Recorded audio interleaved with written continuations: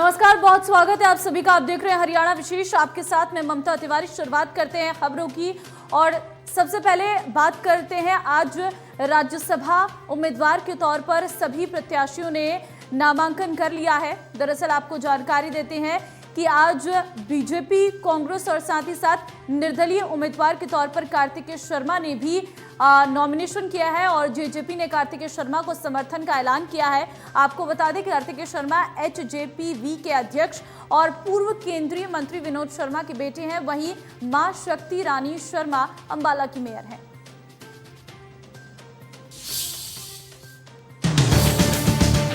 हरियाणा में राज्यसभा चुनाव दिलचस्प हो गया है।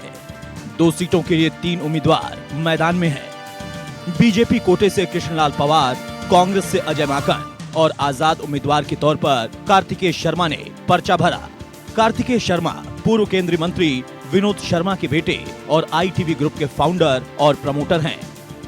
कार्तिकेय को राज्यसभा जाने के लिए जेजेपी और निर्दलीय विधायकों का साथ मिला है, तो उन्होंने सभी विधायकों से समर्थन की अपील भी की है और भरोसा दिलाया कि वो राज्यसभा में हरियाणा के हितों की आवाज उठाएंगे। निर्दलीयों का और जेजेपी का समर्थन है और बाकी लोगों से भी हम कहेंगे कि हमारे को समर्थन देंगे। बीजेपी का समर्थन भी होगा, हम सबका समर्थन मांगेंगे के लिए, क्योंकि मैं एक इंडिपेंडेंट कैंडिडेट हूँ।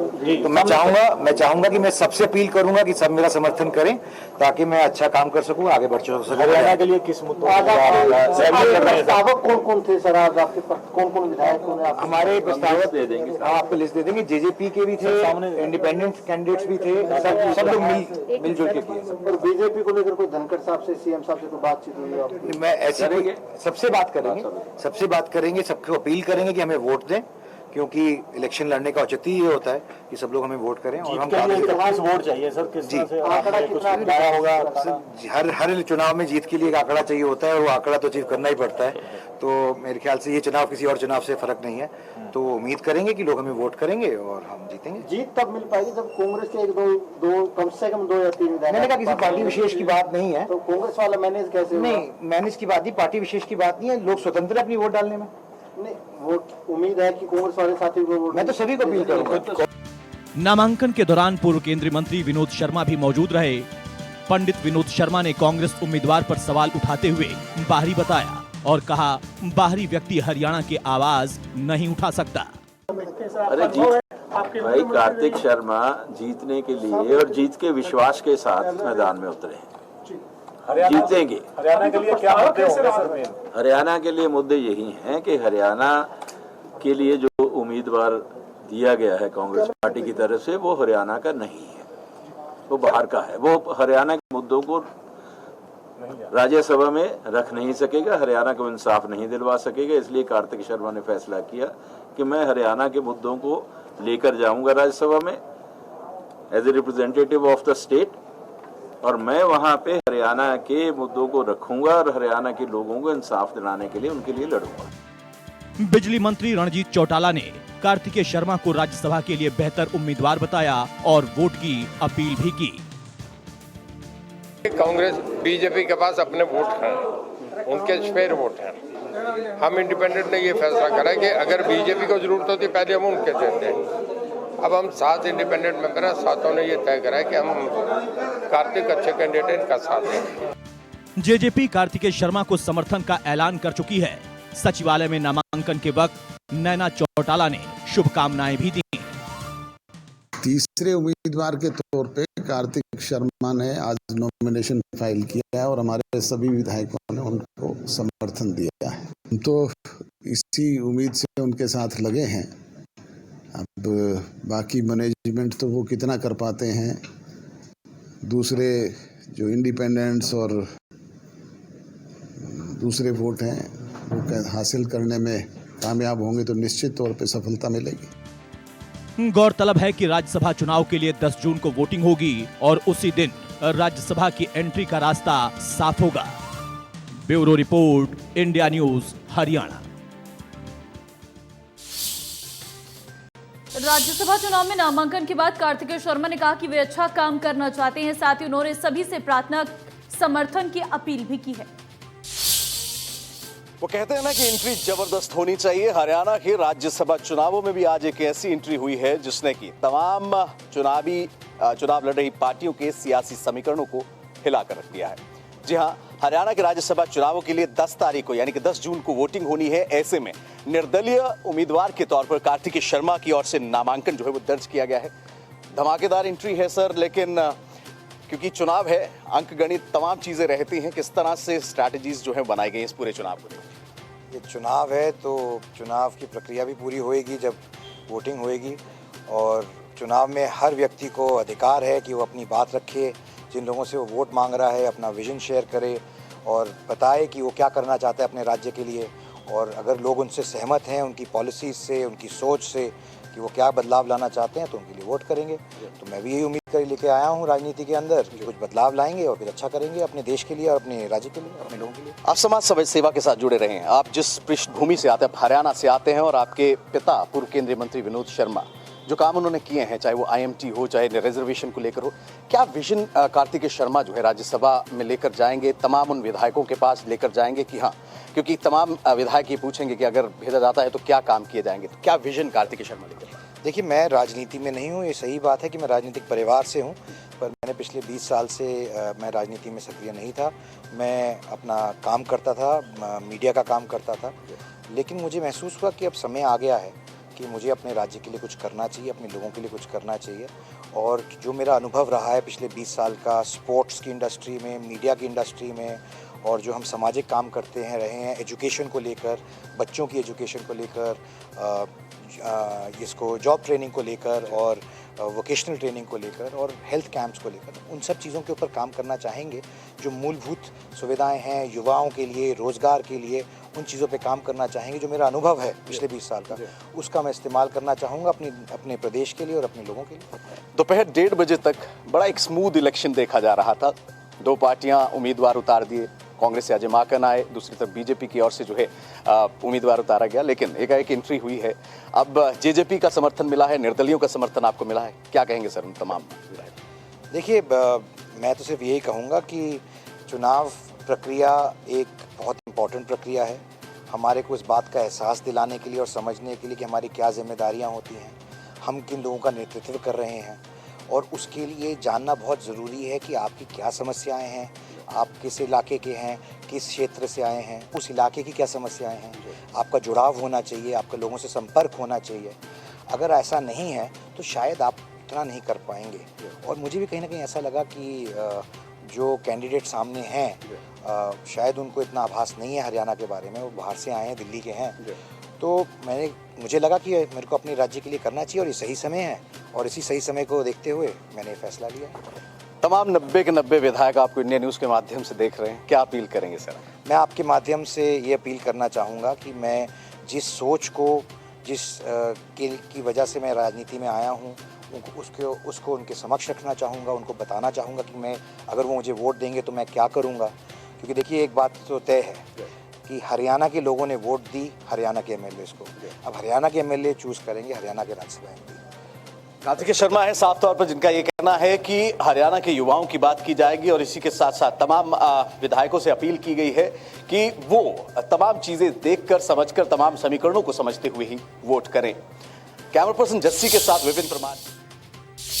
कार्तिकेय शर्मा के नामांकन के दौरान पूर्व केंद्रीय मंत्री पंडित विनोद शर्मा मौजूद रहे, साथ ही बिजली एवं जेल मंत्री रंजीत चौटाला भी नामांकन के दौरान मौजूद रहे।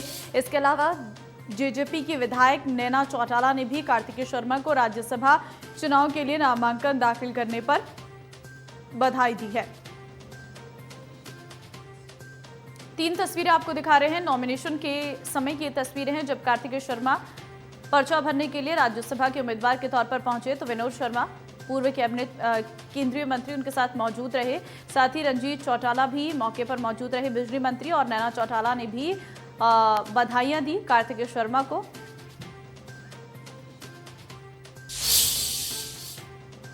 और बीजेपी से कृष्णलाल पवार ने राज्यसभा के लिए नामांकन दाखिल किया। कृष्णलाल पवार के साथ सीएम मनोहर लाल और बीजेपी के प्रदेश अध्यक्ष ओपी धनखड़ मौजूद रहे।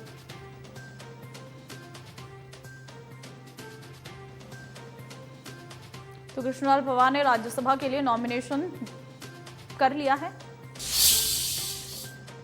बीजेपी उम्मीदवार कृष्णलाल पवार ने राज्यसभा के लिए नामांकन दाखिल किया। नामांकन के दौरान सीएम मनोहर लाल भी मौजूद रहे। इस दौरान सीएम ने राज्यसभा में कृष्णपाल पवार का नामांकन बीजेपी प्रत्याशी के तौर पर भरवाया है। सीटें हरियाणा में जो खाली थी उसका आज नामांकन पत्र भरने का आखिरी दिन है और अभी तक जो जानकारी मिली है कि जानकारी यानी जो चुनाव की व्यवस्था में जो लोग लगे हैं, हमने अपने कैंडिडेट श्री कृष्ण पवार जी का फॉर्म भरवाया है और इसी प्रकार कांग्रेस ने भी अजय माकन उनका एक फॉर्म भरवाया है। अभी तक 2 फॉर्म भरे गए हैं।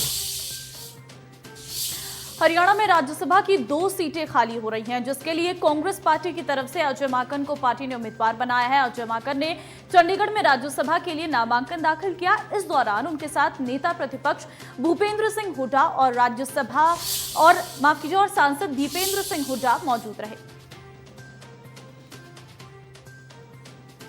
तो राज्यसभा का रण तैयार है। अजय माकन ने राज्यसभा के लिए नॉमिनेशन किया है और उस दौरान कई नेता मौजूद रहे। रेवाड़ी में कैप्टन अजय यादव ने अजय माकन के नामांकन को लेकर कहा कि हरियाणा से राज्यसभा के लिए कुमारी शैलजा एकदम फिट थी। वो 30 साल से पार्टी की सेवा कर रही हैं। साथ ही उन्होंने कहा कि अजय माकन से उन्हें कोई आपत्ति नहीं है। मेरा ये कहना है कि कुमारी शैलजा जी निष्ठावान नेता हैं। राजनीति में 1991 से वो पहली दफा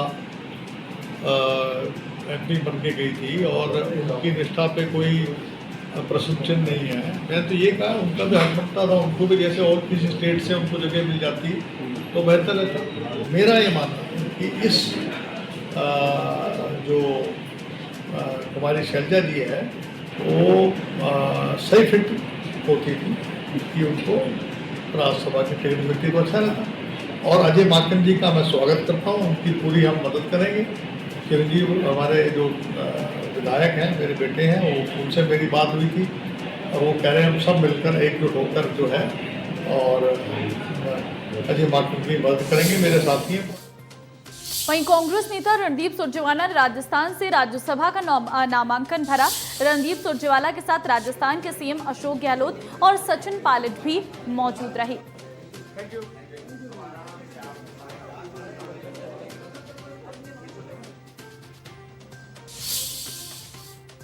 सिरसा में जेजेपी की अहम बैठक का आयोजन किया गया, जिसमें जेजेपी ने जिला परिषद चेयरमैन पद के लिए उम्मीदवारों की घोषणा की है। पार्टी ने अभी 8 उम्मीदवारों के नामों का ऐलान किया है, जिसमें बहादुरगढ़, उचाना और नगर परिषद शामिल है। तो उम्मीदवारों की घोषणा सिरसा से की गई है और जेजेपी की तरफ से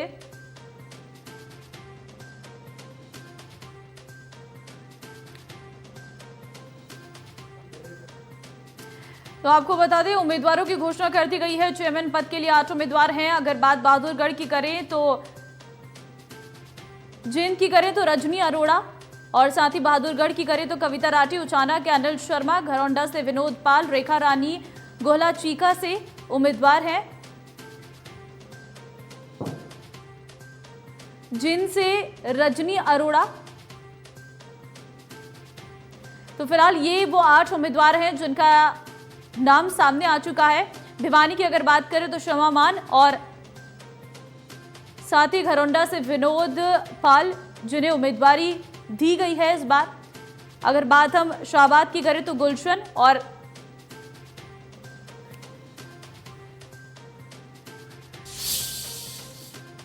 वहीं शिमला के रिज मैदान से प्रधानमंत्री नरेंद्र मोदी ने देश भर के किसानों को बड़ी सौगात दी है। पीएम किसान सम्मान निधि की 11वीं किश्त प्रधानमंत्री नरेंद्र मोदी ने जारी की। इस योजना के 10 करोड़ से अधिक लाभार्थी किसान परिवारों की 21,000 करोड़ रुपए से अधिक की सम्मान निधि राशि डीबीटी के माध्यम से उनके बैंक खातों में ट्रांसफर कर दी गई है। शिमला पहुंचने पर पीएम मोदी ने रोड शो किया और जनता का अभिनंदन किया। पीएम मोदी सरकार के 8 साल पूरे होने और नवे साल के पहले दिन शिमला में शानदार जश्न मनाया गया।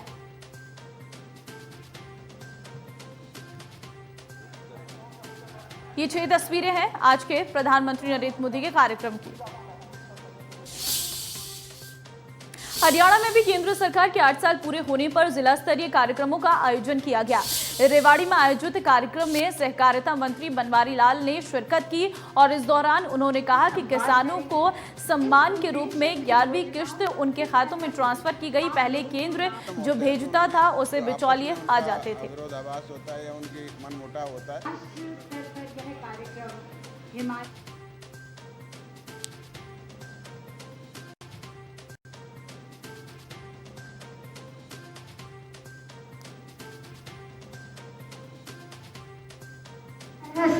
आप लोगों को इस तरह से देश के प्रधानमंत्री हर 4 महीने में जो पूरे साल के अंदर 6,000 किसान सम्मान निधि रिलीज़ करते हैं, वो भी आज 10,000 करोड़ किसानों को ये जो किसान सम्मान निधि रिलीज़ की है और उनके डायरेक्ट खाते में की है।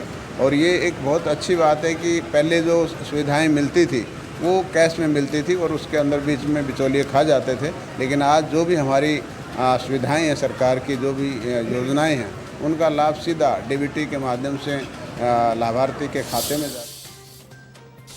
हरियाणा विशेष में फिलहाल के लिए बस इतना ही। बाकी अन्य खबरों के लिए आप बने रहिए इंडिया न्यूज हरियाणा के साथ। नमस्कार।